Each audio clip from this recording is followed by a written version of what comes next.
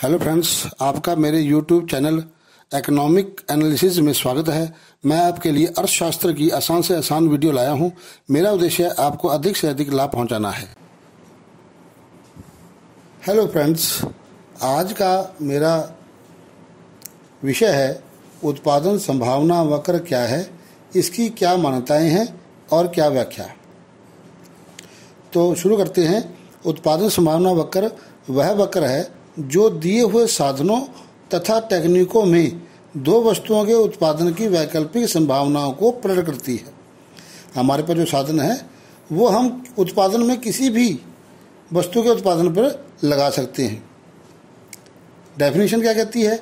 उत्पादन संभावना वक्र वह वक्र है जो दो वस्तुओं या सेवाओं के उन सभी संयोगों को प्रकट करती है जिसका अधिकतम उत्पादन एक अर्थव्यवस्था के दिए हुए साधनों तथा तकनीक के द्वारा साधनों के पूर्ण रोजगार की स्थिति में संभव होता है। मैंने आपको पहले बताया कि दो साधन हैं और उनमें पूर्ण रोजगार है, तकनीक स्थिर है हमारे पास, ठीक है ना। तो इस प्रकार से हम देखते हैं कि उत्पादन संभावना वक्र वह वक्र है जो वस्तुओं के उन सभी संयोगों पर प्रकट करती है जिनका अधिकतम उत्पादन एक अर्थव्यवस्था के दिए हुए साधनों तथा तकनीक के द्वारा साधनों के पूर्ण रोजगार की स्थिति में संभव होता है। इसकी मान्यताएं क्या हैं? पहली है उत्पादन के साधनों की स्थिर मात्रा। हम मानकर चलते हैं कि उत्पादन के साधनों की मात्रा स्थिर है, उन्हें एक दूसरे के स्थान पर हस्तांतरित किया जा सकता है। दूसरा है साधनों का पूर्ण व कुशल प्रयोग।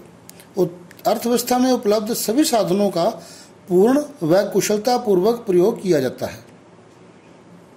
तीसरा है स्थिर तकनीक। अर्थव्यवस्था की तकनीक स्थिर है, उनमें कोई परिवर्तन नहीं होता।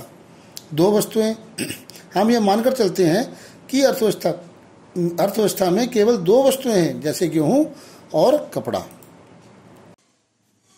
अब हम इसकी व्याख्या करते हैं। उदाहरण सिद्ध व्याख्या। मान लो एक अर्थव्यवस्था यह निर्णय लेती है कि अर्थव्यवस्था में दो वस्तुएं गेहूं व कपड़े का उत्पादन किया जाएगा। तो यदि सारे साधन गेहूं के उत्पादन पर लगा दिए जाएं तो 6 टन गेहूं का उत्पादन होगा, और यदि सारे साधन कपड़े के उत्पादन पर लगा दिए जाएं तो 12 का उत्पादन होगा। इसके विपरीत यदि अर्थव्यवस्था दोनों वस्तुओं का उत्पादन करती है तो कई संयोगों का उत्पादन किया जाएगा। हम एक तालिका बनाते हैं जिसमें आपके स्क्रीन पे दिख रही है वस्तुएं, उत्पादन की संभावनाएं। संयोग है ABCD। गेहूं और कपड़ा दो वस्तुएं ली हैं उत्पादन के लिए, और हमने सभी साधनों को इन दोनों वस्तुओं के उत्पादन पर लगा दिया है, और उनसे हमें संयोग प्राप्त होता है ABCD, ठीक है।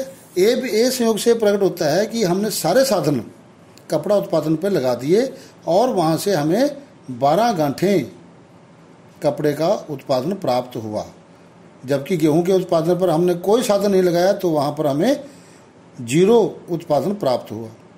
इसी प्रकार से यदि सारे साधन गेहूं के उत्पादन पर लगा दिए जाएं तो हमें D संयोग प्राप्त होता है। इसमें 6 टन गेहूं प्राप्त हुआ, जबकि कपड़े पे हमने कोई साधन नहीं लगाया, क्योंकि पूर्ण रोजगार मान रखकर चलते हैं हम, इसलिए कपड़े का कोई उत्पादन नहीं हुआ।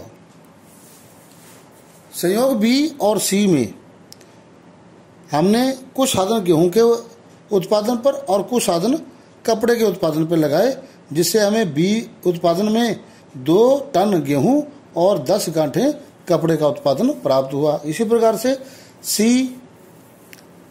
संयोग प्राप्त होता है तो उसमें हमने 4 टन गेहूं और 6 गांठें कपड़े का उत्पादन प्राप्त होता है।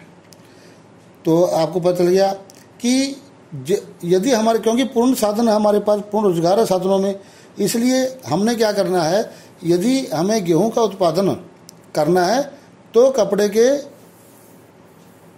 उत्पादन पर जो साधन लगाए हैं उनका त्याग करना पड़ेगा। हमारा विषय है उत्पादन संभावना वक्र का रेखा चित्रीय प्रस्तुतिकरण। दोस्तों, आपके स्क्रीन पर उत्पादन संभावना वक्र का रेखा चित्र प्रस्तुत है। इसमें हमने OY अक्ष पर कपड़ा और OX अक्ष पर गेहूं को दिखाया गया है। AD उत्पादन संभावना वक्र है। यदि सभी साधनों को कपड़े के उत्पादन पर लगा दिया जाए तो हमें ए संयोग प्राप्त होगा, जिससे 12 गांठे कपड़े का उत्पादन होगा। यदि सारे साधन गेहूं के उत्पादन पर लगा दिए जाएं तो डी संयोग प्राप्त होगा, जिससे 6 टन गेहूं का उत्पादन होगा। आपको पता ही है कि साधनों में पूर्ण रोजगार है। इसी प्रकार यदि हम कुछ साधनों को गेहूं के उत्पादन पर और कुछ साधनों को कपड़े के उत्पादन पर लगा दें तो हमें बी और सी संयोग प्राप्त होता है। तो पता चलता है कि बी संयोग से प्राप्त होने से 2 टन गेहूं और 10 गांठे कपड़े का उत्पादन प्राप्त हुआ। इसी बात सी संयोग से 4 टन गेहूं और 6 गांठे कपड़े का उत्पादन हुआ। तो हम ये जानते हैं कि सभी साधनों को पूर्ण रोजगार प्राप्त हुआ है। यदि हम एक वस्तु का उत्पादन करते हैं तो जितने साधनों का प्रयोग वस्तु उत्पादन में लगाया जाता है उतने साधनों का दूसरी वस्तु के लिए त्याग करना पड़ता है, क्योंकि हमारे साधन सीमित हैं और हमें दोनों वस्तुओं का उत्पादन करना है। यदि हम कुछ साधनों को एक वस्तु से हटाकर दूसरे पर लगाते हैं तो जो पहली वस्तु है उसके साधनों का त्याग करना पड़ेगा। धन्यवाद। हेलो फ्रेंड्स, अगर मेरा ये वीडियो आपको पसंद आया है तो इस वीडियो को लाइक करें, शेयर करें, सब्सक्राइब करें, ताकि मेरे आसान से आसान वीडियो इकोनॉमिक एनालिसिस चैनल पर आपको मिलते रहें। हाँ, और नीचे दिए बेल आइकन बटन को दबाना ना भूलें। धन्यवाद।